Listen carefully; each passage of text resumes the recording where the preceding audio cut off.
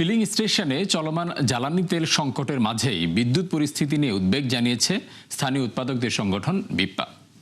সংবাদ সম্মেলনে সংগঠনটির নেতারা বলছেন, যুদ্ধের কারণে জ্বালানি তেলের দাম বাড়লে বিদ্যুতের উৎপাদন খরচও বাড়বে।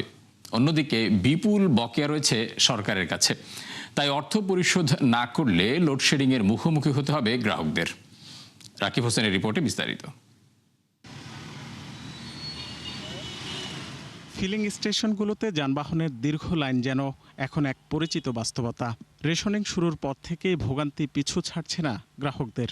অন্যদিকে ডিপো থেকে সরবরাহ না পেয়ে কার্যক্রম বন্ধ রাখে বহু পাম্প। ফলে আতঙ্কিত হয়ে বিভিন্ন যানবাহনের চালকরা ভিড় জমান অন্য সব সচল পাম্পে। এতে দুর্ভোগ বাড়ে কয়েক গুণ। আমরা সকাল থেকে সিরিয়াল দিচ্ছি, অন্তত আমি 3টা পাম্প ঘুরছি। এক জায়গায় তেলের জন্য দাঁড়াইলে 3 থেকে 4 ঘন্টা চলে যাচ্ছে। আমরা তো কাজ করতে পারতেছি না। কাজে যাব, এক জায়গায় যাব, ওখানে কাজ করতে যাব, টাইম তো পাচ্ছি না। আবার তো ডিউটি তো প্রতিদিন করতেই হবে। আমি তো ডিউটি না করতে পারি তাহলে তো কোম্পানি আমাকে এমনিতে বসায় বসায় বেতন দেবে না। বিপিসির তথ্য অনুযায়ী সারা দেশে চাহিদার 25% সরবরাহ কমানো হয়েছে। সবখানেই বিক্রি চলছে নির্দিষ্ট সীমা মেপে। কিন্তু এর মধ্যেও বাড়তি সুবিধা নেওয়ার অভিযোগ রয়েছে সরকারি কর্মকর্তাদের যানবাহনগুলোর। মানা হচ্ছে না ক্রয় বিক্রয় রসিদ ব্যবহারের নির্দেশনাও, জানিয়ে বিবাদে জড়াচ্ছেন অনেকে। পরিস্থিতি সামাল দিতে পুলিশি টহল বাড়ে পাম্পগুলোতে। এটা তো আপনার প্রধানমন্ত্রী প্রোটোকলের গাড়ি, ঠিক আছে, এনএসআইয়ের গাড়ি।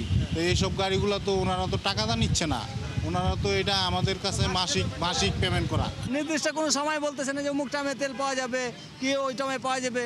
যখন আসবে তখন আমরা দিব। তাহলে সরকার কেমনে বলতেছে তেলের সংকট নাই? গ্যাস পাওয়া যাইতেছে অ্যাভেলেবেল, গ্যাসের কোনো সমস্যা নাই। এদিকে যুদ্ধের এই সময়ে জ্বালানি তেলের দাম বাড়লে তার নেতিবাচক প্রভাব বিদ্যুতের উৎপাদনে পড়বে বলে জানায় স্থানীয় উদ্যোক্তাদের সংগঠন বিপ্পা।